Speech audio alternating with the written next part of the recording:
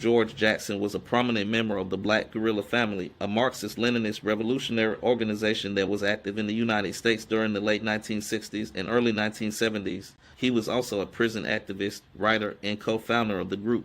Jackson was born in Chicago, Illinois in 1941 and was raised in Oakland, California. He was sentenced to prison in 1960 at the age of 18 for a petty crime, and while incarcerated, he became involved in radical politics and began organizing fellow prisoners to fight for their rights. In 1971, George Jackson, while he was incarcerated at Soledad State Prison in California, the letters were written between 1968 and 1970, and they provide a unique and powerful insight into Jackson's thoughts and experiences as a prisoner and a political activist.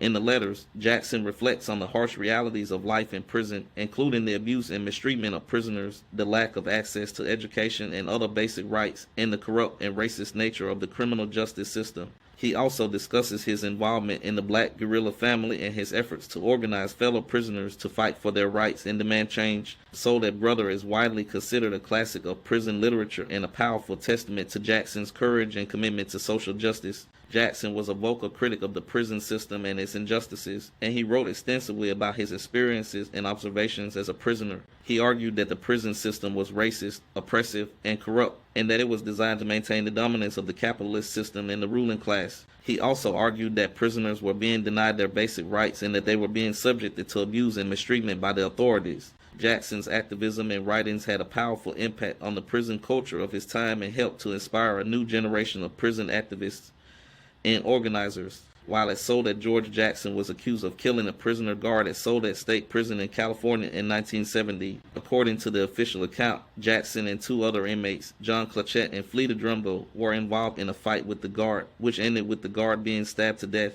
The incident was used as justification for Jackson's transfer to San Quentin State Prison, where he was placed in solitary confinement. However, there were questions and suspicions surrounding the incident and the subsequent investigation, and some people believe that Jackson may have been falsely accused or set up by the authorities. In any case, Jackson maintained his innocence and claimed that he was being targeted by the prison administration because of his activism and involvement in the Black Guerrilla Family. While in prison at San Quentin, he started to write Blood in My Eye. It was published posthumously in 1972 after Jackson was killed in a shootout with guards at the prison. The book is a political and philosophical manifesto that reflects Jackson's radical beliefs and ideas about the nature of the capitalist system, the oppression of black people, and the need for revolution. In the book, Jackson criticizes the capitalist system and its institutions, including the police, the military, and the prison system, as being fundamentally racist and exploitative. He also discusses his own experiences as a prisoner and his involvement in the Black Guerrilla Family, and he calls on other people to join the struggle for social justice and revolution.